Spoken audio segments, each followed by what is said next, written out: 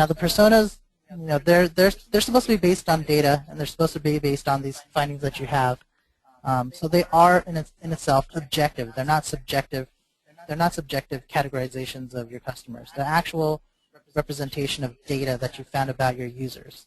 And we do have some collateral on our website with previous webinars and blog posts and white papers about personas and persona development, and those would be a great resource to access on our website. Good point. Yeah, we do have a webinar on demand actually in regards to persona development.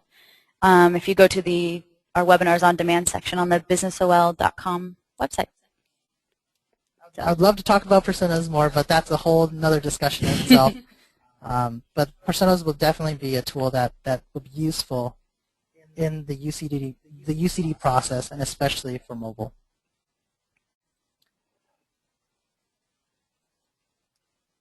So I talked about a lot of these different UCD methods, and something that we want to talk about now is the idea of triangulating data. So rather than kind of picking and choosing which methods we want to use, there's a little bit of that in terms of the strategy of what your goals are and who your users are and what you're trying to develop.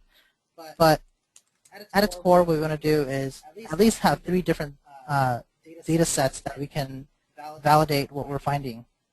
So surveys and interviews are great for getting some feedback from your users, but you want to couple that with something else like a field study or even some user testing, because it's more than what users are saying they're going to do. Your users may come back in a survey or an interview and say, I would love to use a mobile application, or I would love to use a mobile website.